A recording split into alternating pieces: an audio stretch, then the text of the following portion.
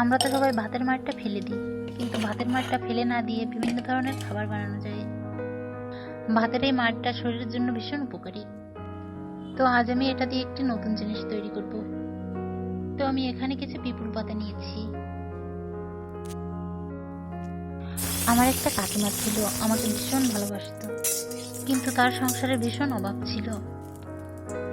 ওই কাকিমা এই ভাতের মাড় দিয়ে প্রতিদিনই প্রায় তরকারি রান্না করে খেত, কারণ আমার সেই কাকুটাও বাড়িতে থাকতো না, কোথায় কোথায় চলে যেত। আর কাকিমার সাথে ছিল দুটো দাদা, তারাও ছিল ছোট ছোট। খুবই অভাবের সংসার, তাই সবজি মাছ এগুলো কিনতে তো টাকার প্রয়োজন হয়, কিন্তু কাকিমার কাছে তো তেমন কোনো টাকাই ছিল না, তাই দিনের পর দিন এই ভাতের মাড় দিয়েই চালাতেন। আমিও তখন খুবই ছোট, আমি দেখতাম প্রতিদিনই কাকিমাই রান্নাটা করতেন। ফোড়নে দিয়েছি থেতো করা রসুন, গোটা জিরে আর শুকনো লঙ্কা। এখানে ভাতের মাড়টা দিয়ে দিয়েছি। এখন দেব পরিমাণ মতো নুন আর হলুদ।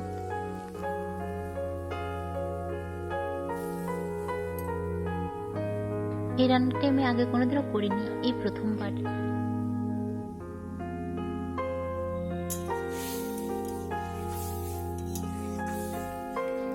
তো কাকিমা আমাকে নিজের মেয়ের মতোই ভালোবাসতেন। রান্না হয়ে গেলে আমাকে বলতো, বুড়ি খাবি? আমাকে আদর করে বুড়ি বলেই ডাকতো। অবশ্যই বুড়ি নামটা দিয়েছিল আমার বাবা।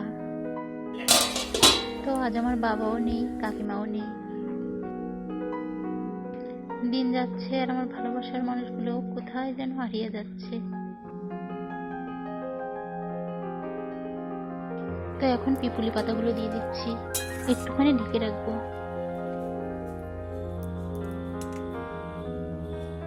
কোনো জায়গায় যেতে হলে কাকিমা আমাকেই নিয়ে যেতেন। মাঝে মধ্যে আমাদের সাথে শ্রদ্ধাও থাকতো। পাতাটা একটুখানি শক্ত রয়েছে, আবারও একটু ঢেকে দিতে হবে।